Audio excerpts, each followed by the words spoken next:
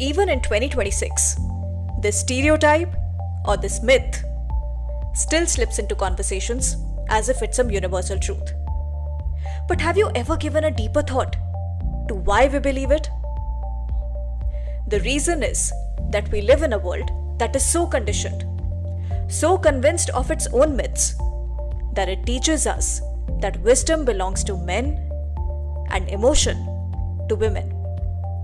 And it's not that any of this is true, by the way, but even the most established people in the world repeat it so much that it starts to feel real. So today we are unpacking why society coded wisdom and intellect as masculine and emotion as feminine, and why both ideas turn out to be wrong the moment you get closer to truth. And of course, I'll be using my signature 3P framework to dismantle one of the biggest gendered myths humanity has been carrying for ages. Let's begin.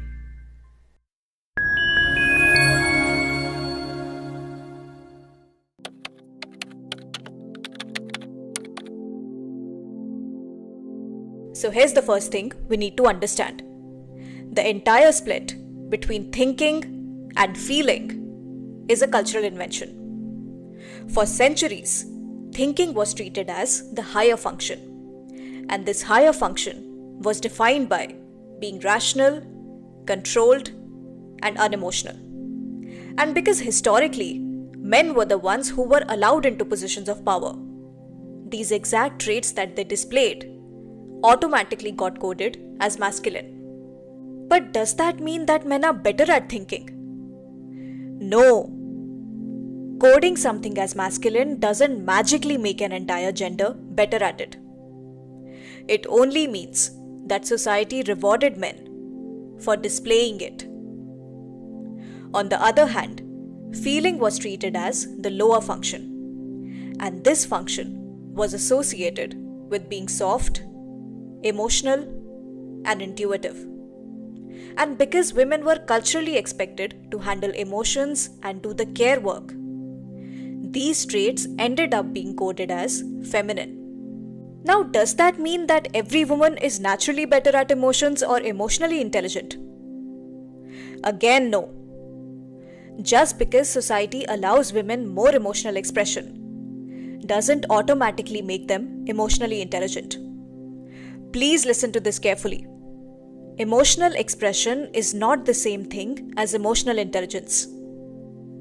And finally, childhood conditioning locked all of this in. Boys are rewarded for being tough and not showing emotions. Girls are rewarded for caring and showing those same emotions. So of course it feels like that men naturally think more and women naturally feel more. But that does not mean that men and women are actually like that. It's just training. So here's the truth I'm actually trying to deliver. Men are not less emotional. They are allowed fewer expressions of emotions. Women are not less intellectual. They are allowed fewer expressions of intellect.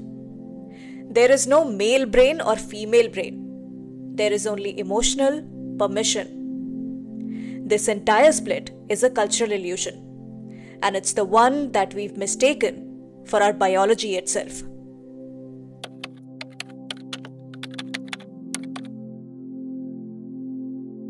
Now let's talk about how this illusion plays out in the real world, especially at work. Because the moment wisdom gets coded as masculine, men get default credibility. A man and a woman displaying the same traits are seen and judged differently by the society. A calm man is seen as wise. A calm woman is seen as cold. A decisive man is strategic. A decisive woman is intense. Meanwhile, emotional intelligence, the skill that actually holds teams together, gets treated like a soft, optional bonus. It's actually very essential for leadership. But because it gets coded as feminine, it's undervalued, underpaid, and often invisible. And the irony is almost funny. The modern workplace needs emotional intelligence more than any generation before us. But it still treats the masculine coded version of wisdom as the real intelligence. And it's the only one that gets rewarded. This is how cultural coding becomes economic inequality.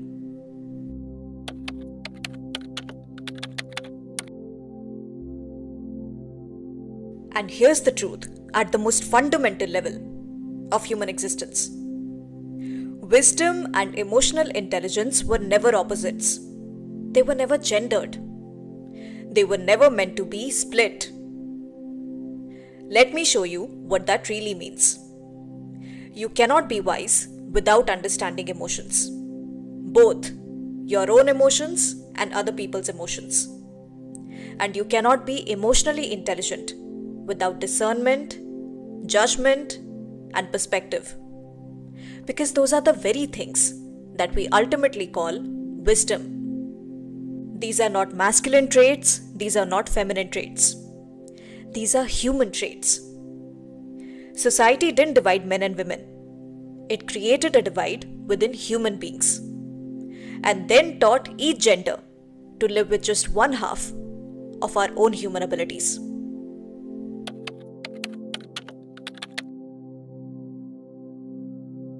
So time to bring all the three P's together. The practical truth is that these stereotypes, that wisdom belongs to men and emotion to women, were taught, not born with you as your gender, and they have nothing to do with your body parts. The profitable truth is that these were made to decide who gets power and which skills get valued. The purposeful truth is that wisdom and emotional intelligence were never separate. They were always the two sides of the same human capacity. When we stop splitting our own human abilities into masculine and feminine, we might finally end the age-old gender inequality that's followed us for generations. As always, the research studies used in this video are linked down below.